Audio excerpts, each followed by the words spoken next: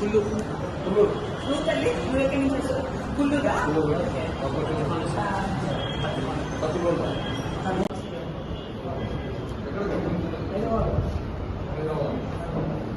అంటే ఎక్కడి నుంచి వచ్చారని మీరంతా కర్నూలు పార్లమెంట్ అంతా కర్నూలు జిల్లాలో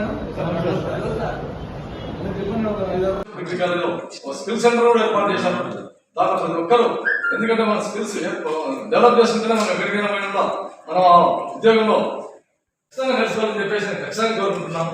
అంతేగాక గౌరవ ముఖ్యమంత్రి వర్యులు ఏ సంకల్పంతో అయితే ఈ స్కిల్ డెవలప్మెంట్ సెంటర్ బాగా ఏర్పాటు చేయాలని చెప్పేసి ప్రోత్సాహంతో ప్రతి కాలేజీలో అందరికీ అన్ని సమానమైన అవకాశాల మీద అన్ని వసతులు ఏర్పాటు చేస్తా ఉన్నారు.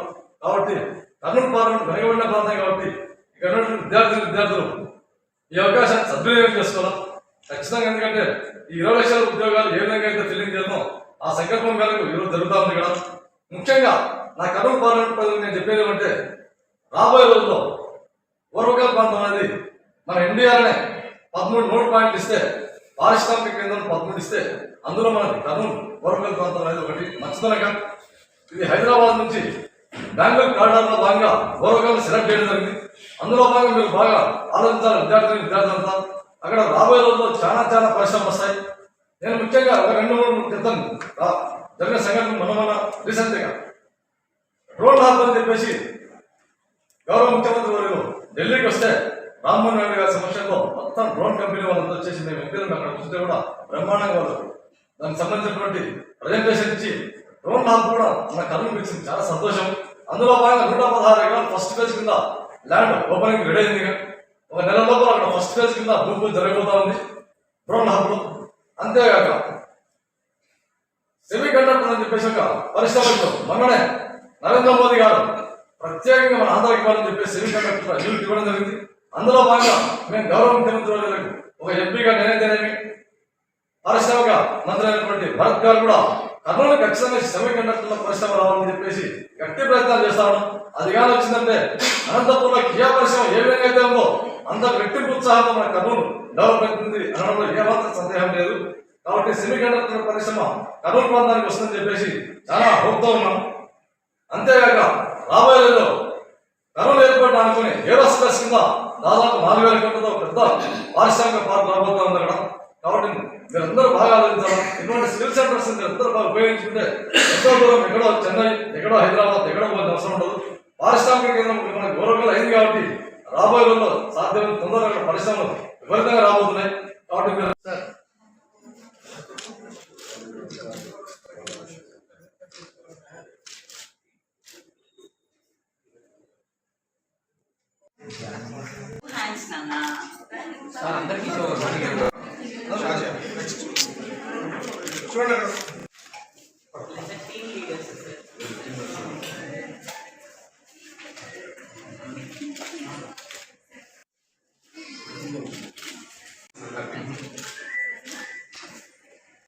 సెయింట్ జోసెఫ్ కాలేజీలో మన టీజీ భరత్ గారి మంత్రి గారి కాన్స్టిట్యున్సీలో ఈరోజు స్కిల్ డెవలప్మెంట్ కార్పొరేషన్ తరఫున మెగా జాబ్ మేళా నిర్వహించడం జరిగింది.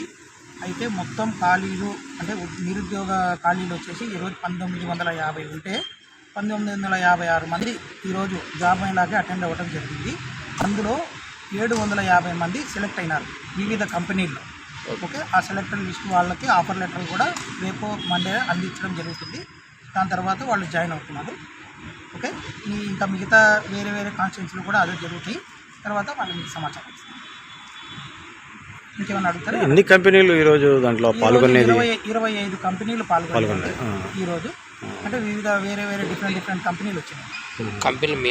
రెడ్డి ల్యాబ్స్, తర్వాత ఎల్ఎన్టీ కంపెనీ, తర్వాత గ్రో కంపెనీ, అలాగే 24/7 ఇలాంటివి అనేక ఎంఎన్సీ కంపెనీలు కొన్ని ఉన్నాయి.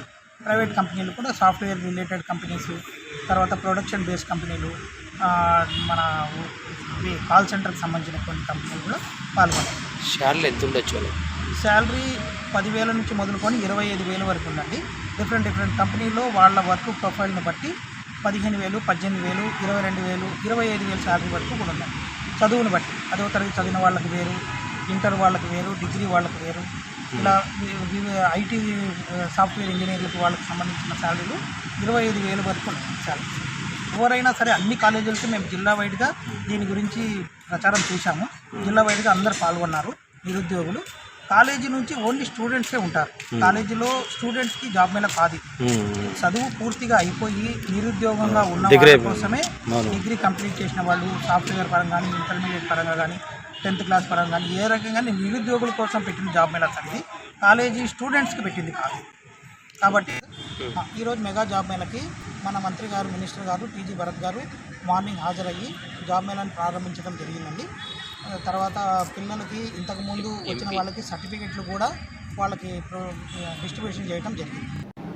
Andhra Pradesh state skill development corporation ద్వారా మా కాలేజ్లో, సెయింట్ జోసెఫ్స్ కాలేజ్లో ఇవాళ mega job Mela TG Bharat గారు, మినిస్టర్ ఆఫ్ ఇండస్ట్రీస్ వచ్చి ఇనాగ్రేట్ చేశారు. ఇవాళ దాదాపు 25 కంపెనీలు ఇక్కడ జాబ్స్ ఇవ్వడానికి హెచ్ఆర్స్ పంపించారు.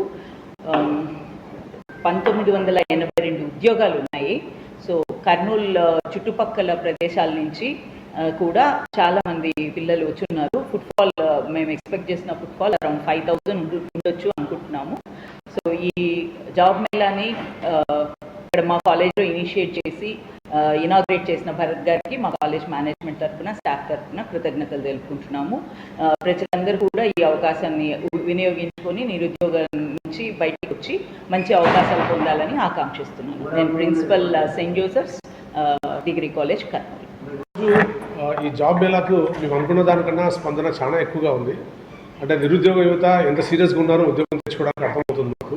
సో ఇలాంటి ప్లేస్మెంట్ డ్రైవ్స్, జాబ్ మేళాస్ మన గవర్నమెంట్ ఇంకా 1-2-3 నెలల్లో ఆర్గనైజ్ చేస్తే బాగుంటుంది అనుకుంటున్నాను. అండ్